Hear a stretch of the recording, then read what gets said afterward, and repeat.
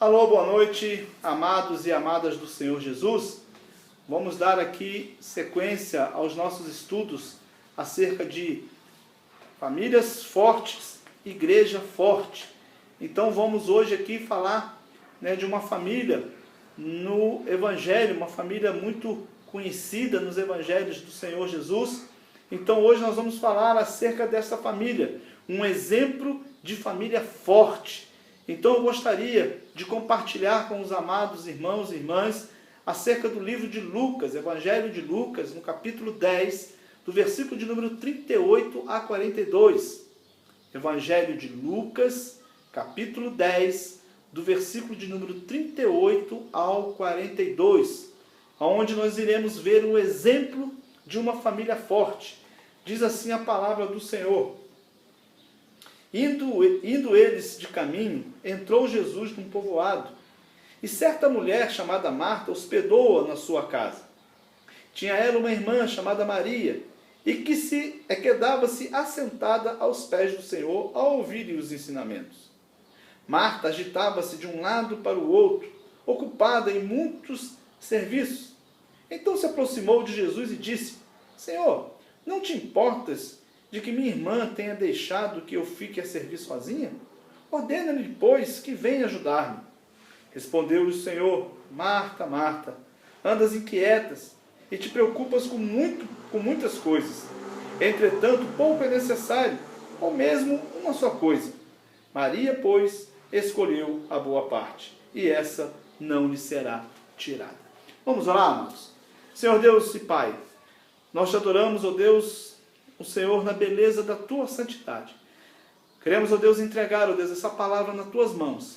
E assim, ó Deus, como esta família tem ensinamentos para nós, que possamos também, ó Deus, pegar esses ensinamentos e colocarmos em prática, para sermos também, ó Deus, famílias fortes, para que o teu nome seja glorificado. Assim, ó Deus, te oramos ao Senhor, pedindo que o Senhor fale conosco aquilo que precisamos ouvir para a glória do teu nome. Em nome de Jesus, amém. Queridos, como nós já falamos aqui, hoje nós vamos ver acerca de uma família que é um exemplo de família forte. E por que eu estou falando desse exemplo, de um exemplo de família forte? Nós vamos ver que esta família, a família de Marta, Maria e de Lázaro, é a única família citada nos 4 evangelhos. Essa família aparece tanto no Evangelho de Mateus, de Marcos, de Lucas e também de João. Esta família é a única que isso acontece. E também queremos salientar aqui que muitas histórias ou algumas histórias estão relacionadas junto desta família. Esta família, como diz aqui o texto, morava em Betânia, uma cidade que ficava aproximadamente 3 quilômetros de Jerusalém, ou seja, era uma cidade ali bem próxima de Jerusalém. Essa cidade de Betânia existe até os dias de hoje.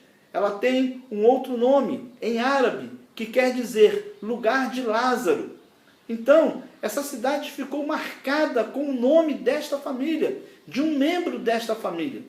Então, nós vamos ver aqui, eu gostaria de compartilhar com vocês aqui algumas dessas características que transformou esta família, esta cidade que essa família morava, que ela aparece 12 vezes dentro do contexto da palavra do Senhor Jesus, ou seja,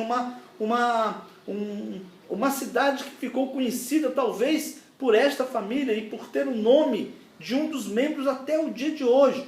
Então, eu gostaria aqui de ver alguns exemplos que esta família pode nos dar, algumas características que esta família pode nos dar. Então, nós vamos hoje começar a entrar em Betânia durante o mês da família para conhecer algumas das características marcantes que, com certeza, os traços de uma família forte, que vai nos levar a ver esses traços de uma família forte. A primeira característica que nós podemos ver dessa família é que famílias fortes buscam as prioridades do reino. Vou repetir: famílias fortes buscam as prioridades do reino. Amados, como nós lemos aqui no texto, Maria, ela ficou sentada aos pés do Senhor, ouvindo aquilo que o Senhor havia de lhe falar. Enquanto isso, nós também vimos aqui no texto que Marta estava ocupada com muitos serviços. E ela se aproxima do Senhor Jesus e pergunta para o Senhor: olha, Senhor, isso não está te incomodando? Eu estou trabalhando sozinha, a minha irmã está aí parada, não faz nada. O Senhor não se incomoda com isso? E o Senhor Jesus vai responder a Marta: Marta, Marta, você está ansiosa, inquieta com muitas coisas, mas, todavia, apenas uma só é necessária. Ou seja, Maria escolheu a boa parte. Talvez aqui Marta, ela estivesse preparando ou fazendo algo que era desnecessário para aquele momento. Quem sabe Marta, haviam acabado de almoçar ali com o Senhor Jesus e ela já estava preparando o jantar, ou seja, algo desnecessário para aquele momento, não precisava ser naquele momento. Ou quem sabe a casa já estava toda arrumada, mas Marta queria arrumar ainda mais, para agradar mais ao Senhor Jesus, mas também era algo desnecessário. Quem sabe ela estava fazendo isso, algo que era desnecessário. Enquanto que Maria, ela vai demonstrar que havia aprendido aquilo que o Senhor havia dito a ela. Ou seja, adorá-lo era o mais importante. Que adorar ao Senhor Jesus era muito mais importante. Então aqui nós encontramos um dos diálogos mais interessantes das Escrituras. Nós vamos ver aqui que naquela família existia sim, era ali interesses diferentes, era algo diferente. Alguém daquela família, ou seja, Maria, ela era mais voltada para as coisas espirituais, enquanto por sua vez Marta era mais voltada às coisas práticas, ao fazer, ao estar fazendo. Então, assim como também acontece em muitas famílias de hoje, uns gostam de ler, de meditar, outros gostam mais de trabalhar, são mais ativos, Quem tem filhos, 2, 3, sabe disso, Eu, por exemplo, eu tenho 3 filhos, Eu sei que os meus filhos, cada um deles tem uma característica diferente, não são iguais, nenhum deles são iguais uns aos outros. Então as famílias têm essas características. Alguns são diferentes do outros, um gosta de uma coisa, outro gosta de outra coisa. Então, mas aqui nesse acontecimento, há uma certa tensão aqui neste relacionamento. Porque enquanto Marta estava querendo oferecer o melhor para Jesus, Maria estava ali sentada, compassiva, em adoração. Então, o que vai acontecer aqui? A questão aqui não é acusar a Marta e bater palma para Maria, não. Na verdade, aqui, Marta também queria agradar ao Senhor Jesus. Ela queria dar o melhor para o Senhor Jesus. Ela estava oferecendo ali o seu melhor para o Senhor Jesus. Também como Maria, estava dando ali a sua adoração. Então, ou seja, cada um querendo agradar a Deus da sua forma. Então, o que o texto nos ensina são lições de prioridade de vida. Qual é a prioridade na nossa vida? Naquele momento, ali, a prioridade era a adoração.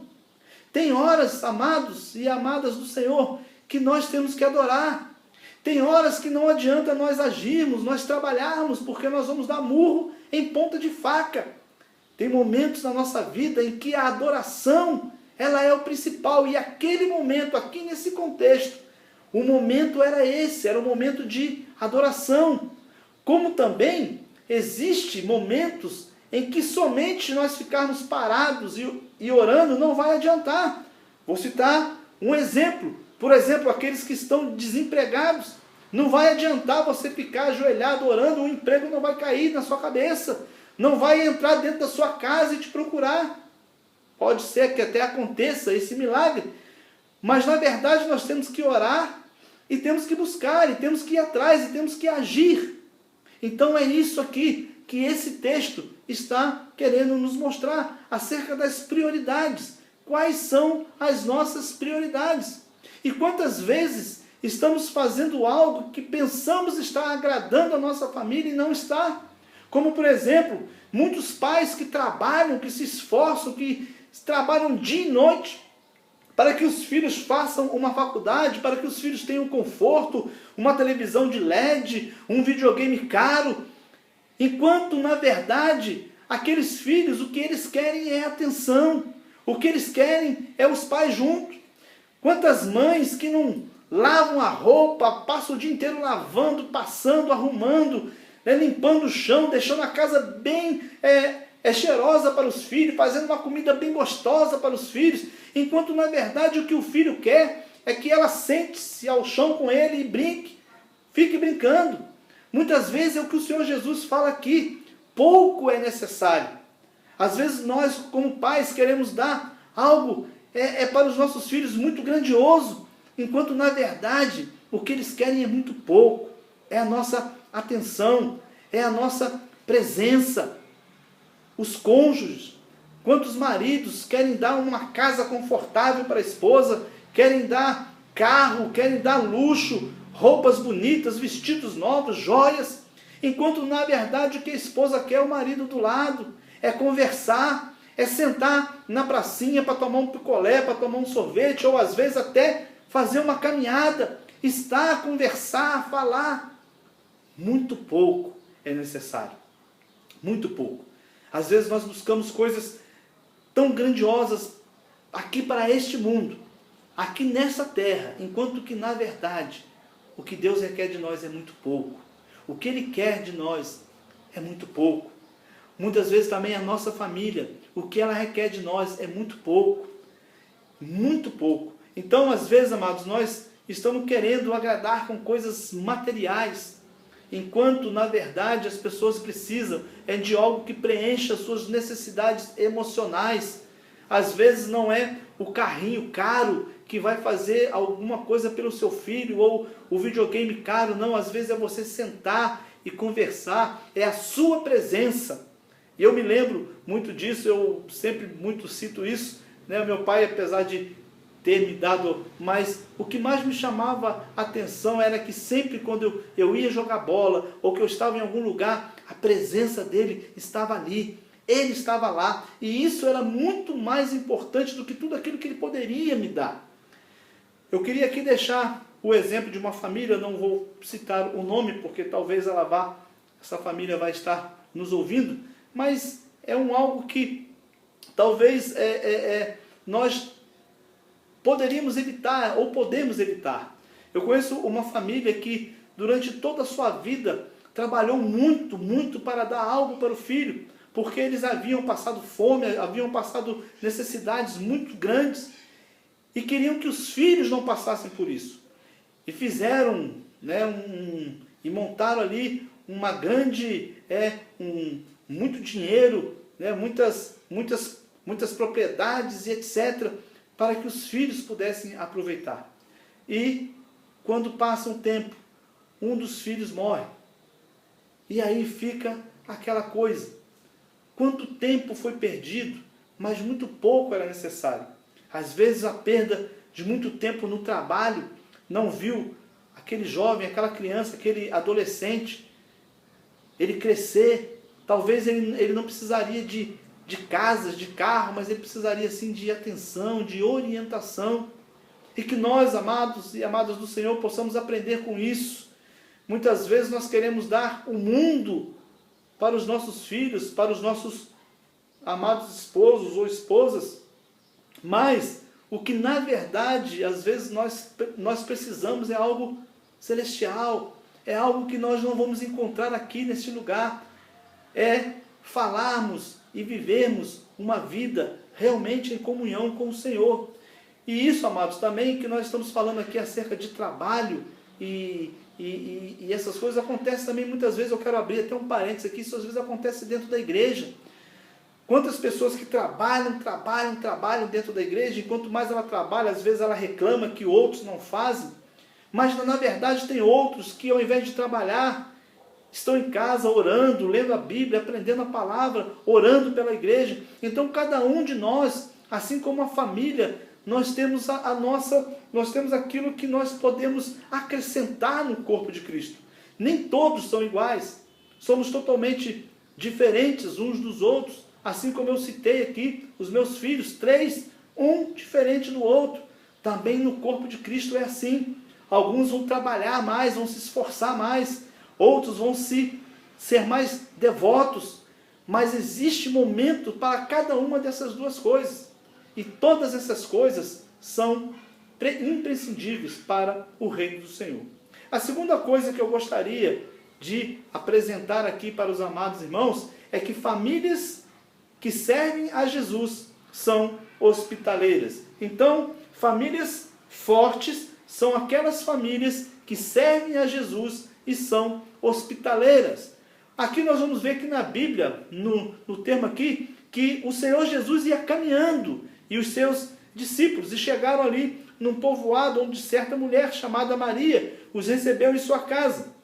Então, passando ali por Betânia, Jesus sabia onde ele ia se hospedar. Ele tinha um lugar onde ele se sentia em casa, onde ele se sentia amado, onde ele era bem tratado. Era um lar ali em Betânia.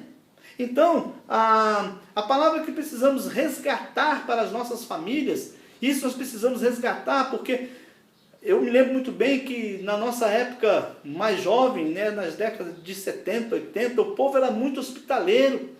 A minha família, o meu avô era muito festeiro, as pessoas vinham de longe, ficavam na sua casa. Muitas vezes eu me lembro que a minha casa, às vezes eu abria a mão do meu quarto para outras pessoas dormirem, e ali dormiam pessoas nos quartos, no quarto do meu pai e da minha mãe, no meu quarto, no quarto da minha irmã, pessoas espalhadas pela sala, na casa do meu avô era a mesma coisa. Então isso era algo ali de aconchego, e hoje nós temos perdido muito isso, né? Então nós precisamos resgatar. O ser hospitaleiro é ter uma casa ou um apartamento, não sei o que for, mas a serviço de Deus, para ser usados, para receber servos do Senhor.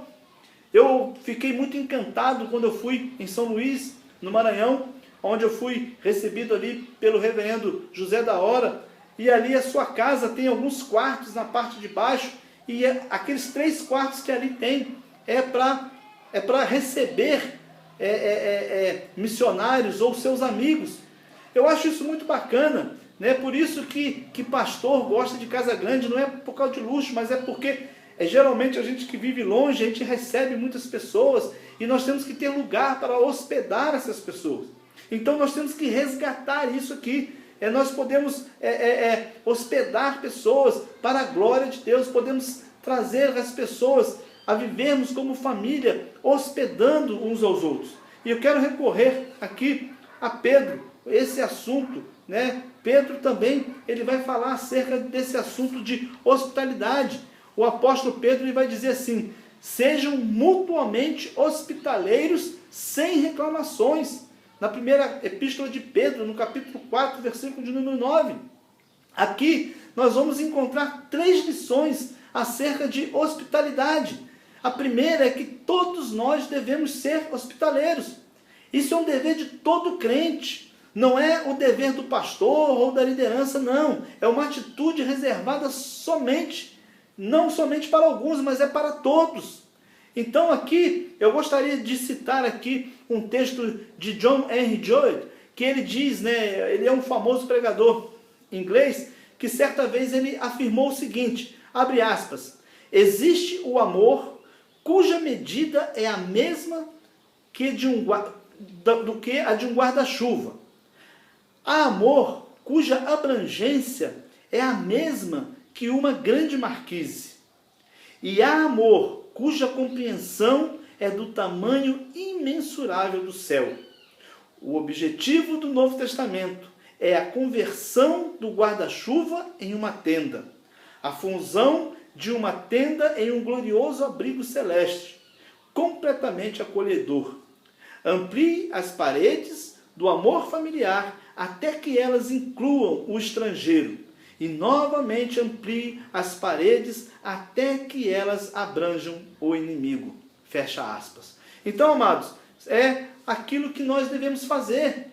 Muitas vezes é ser hospedeiros, é doarmos o nosso conforto, é doarmos aquilo que talvez nós temos de melhor para as outras pessoas. Então, família forte, para que nós venhamos a ter família forte, nós precisamos voltar a esse tempo. Aqui vai se dizer que Marta, Maria e Lázaro hospedaram ao Senhor Jesus. Jesus passava por aquela cidade e ele precisava de um local. E aonde ele foi? Para a casa de quem ele foi? Ele foi diretamente para aquela casa, porque ele sabia que ali ele seria bem recebido, ele seria acolhido. Então, aqueles que hão de receber a bênção da nossa hospitalidade não está reservada somente aos bons, aos amistosos, ou seja, um toma lá da cá. É o que muitas vezes nós queremos fazer, nós só vamos abençoar se aquela pessoa nos abençoar. Isso não é amor, isso é barganha, isso é troca. O que o Senhor quer nos ensinar aqui também é que essa hospitalidade, que Pedro vai falar, sejam mutuamente hospedeiros sem reclamações.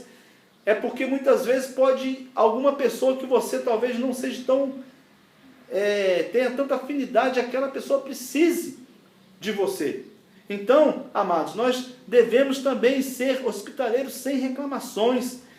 De que você, às vezes, quando nós recebemos alguém na nossa casa, de que muitas vezes nós reclamamos? Nós reclamamos da bagunça das crianças, né? De subir, de quebrar uma coisa, estamos preocupados com coisas materiais e muitas vezes reclamamos. Por isso muitos não gostam de receber visita na sua casa, ainda mais quando sabe que tem uma criança que ela é muito agitada, né? Ou etc. Fala, não, eu não vou chamar porque aquela criança vai vir aqui, vai quebrar tudo, os pais não fazem nada.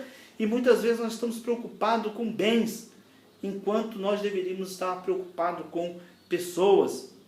Então aqui, amados, quando Pedro fala, sede hospitaleiros sem reclamação, de que nós temos reclamado quando hospedamos alguém em nossa casa? Da despesa? Da limpeza? Da bagunça? O que nós podemos reclamar? De que nós reclamamos, enquanto nós deveríamos estar felizes em hospedar alguém, em ter alguém na nossa casa? Nós temos aqui na nossa congregação, a gente tem aqui pessoas que são muito simples, têm as suas casas, uma casa muito simples, mas que as portas estão sempre abertas para receber missionários, para receber pastores, e eu fico encantado com isso, que são pessoas que realmente demonstram que conhecem e sabem o que é o Evangelho. Então, queridos, eu gostaria aqui de estar concluindo aqui esta passagem, falando isso, colocando isso ao nosso coração. Que motivos hoje as pessoas em família valorizam? O que nós hoje estamos valorizando acerca de quando está em família? O que você tem valorizado? Você tem valorizado mais os bens materiais ou os bens espirituais? O que tem te afastado dessa conversa? A gente sabe que hoje, o que nós podemos fazer nos dias de hoje, um dia que a informatização está muito grande, muitas vezes um filho está num quarto com seu videogame, o outro está no outro quarto com o celular, a mãe está no computador, o pai está dentro do quarto com o outro celular, e muitas vezes não tem essa interação mais nos nossos dias, nós perdemos isso. O que nós podemos fazer para restaurar isso? Para trazermos isso de volta, sentarmos à mesa, para almoçar, para jantar, para conversar. O que nós podemos fazer? Hoje cada um pega o seu prato, ficam de frente à televisão, de frente ao computador, e não há mais esse diálogo. O que nós, como cristãos, podemos fazer para resgatar essas coisas? Muitas vezes também, queridos, nós podemos... o que nós podemos hoje fazer para acolher pessoas, para ter pessoas junto conosco? Então, hoje, o estar junto em casa não significa muita coisa.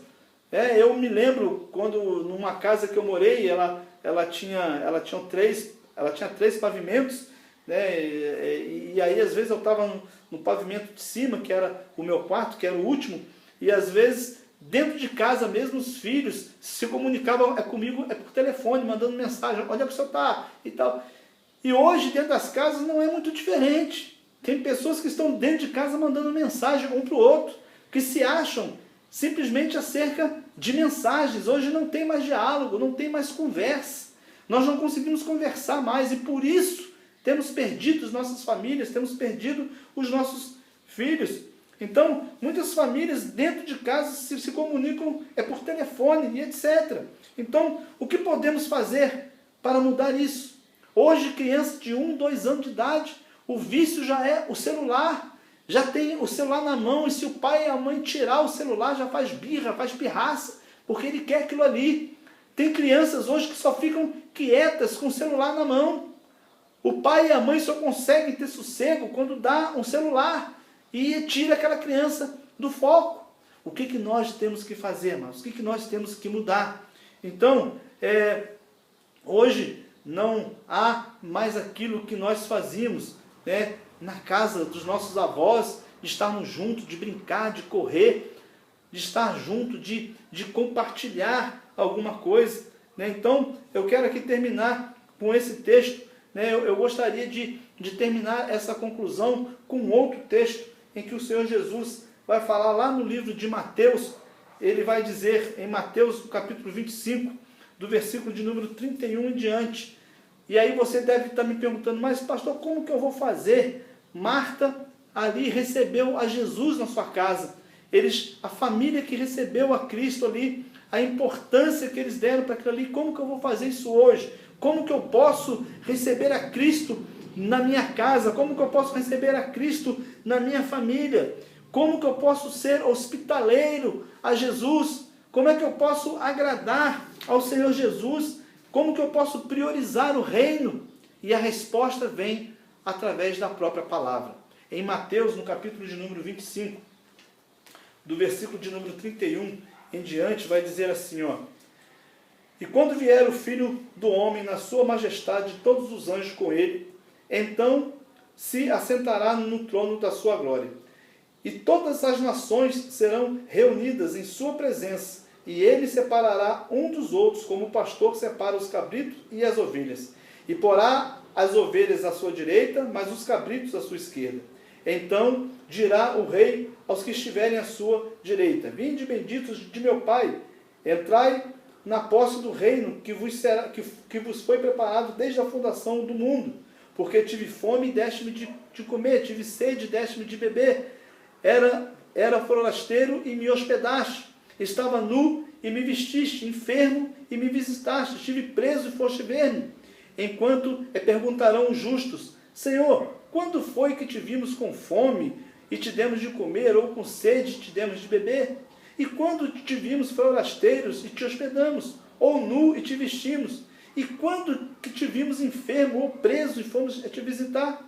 O rei, respondendo, lhe dirá: Em verdade vos afirmo que sempre que o que fizeste a um desses meus pequeninos irmãos, a mim também fizeste. Então o rei dirá também aos que estiverem à sua esquerda: Apartai-vos de mim, malditos, para o fogo eterno, preparado para o diabo e seus anjos. Porque tive fome e não me deste de comer, tive sede e não me deste de beber, sendo forasteiro não me hospedaste, estando nu não me vestiste, achando-me enfermo e preso não foste me ver. E eles lhe perguntarão: Senhor, quando foi que te vimos com fome, com sede, forasteiros, enfermo, preso, e não te assistimos? Então lhes responderá: Em verdade vos digo que sempre que deixaste de fazer a um desses meus pequeninos, a mim deixaste de fazer. E irão estes para o castigo eterno, porém os justos para a vida eterna. Então, irmãos, este aqui é toda a formulação do que o Senhor Jesus está querendo nos deixar aqui. Então, lembre-se que quando você for hospedar alguém na sua casa, talvez você esteja hospedando o próprio Senhor Jesus. Quando você for ajudar alguém, quando você for matar a fome de alguém, ou quando você for dar um copo de água a alguém, saiba que talvez você esteja dando ao Senhor Jesus. Quando você for visitar alguém, quando você for na prisão para ver alguém, talvez você esteja fazendo isso para o próprio Senhor Jesus. É o que o Senhor Jesus disse: aquele que faz a um dos pequeninos, a mim fizeste. E que a nossa prioridade, amados, possa ser o reino do Senhor Jesus. A nossa prioridade aqui nessa terra, não somente como pessoas individuais, mas como família, que a nossa família, que a prioridade seja a busca do reino de Deus. Todos nós que temos a ensinar aos nossos filhos, tudo aquilo que estamos fazendo, estamos colocando, os nossos filhos estão pegando, está sendo para eles. E o que nós temos passado para os nossos filhos. Que essa mensagem fique aos nossos corações e que o Senhor nos abençoe. Vamos orar? Senhor Deus e Pai, nós te adoramos, ó Deus. Louvamos o teu santo nome. E queremos aqui, ó Deus, com esta palavra, aprender com Marta, Maria e Lázaro, que possamos ser, ó Deus, que possamos priorizar o teu reino, não somente, ó Deus, também na vida espiritual, mas também no nosso trabalho, com os nossos esforços, que possamos, ó Deus, colocar em primeiro lugar as nossas vidas nas tuas mãos, que possamos, ó Deus, hospedar, sermos hospedeiros, trazendo, ó Deus, pessoas, estando ali, ó Deus, abençoando a vidas para a glória do teu nome. Nesse momento tão difícil, ó Deus, que nós possamos ser canal de bênção na vida de muitas outras pessoas, para que o teu nome seja glorificado. Assim oramos ao Senhor, agradecidos por tudo, em nome de Jesus. Amém e graças a Deus. Que o Senhor nos abençoe, em nome de Jesus.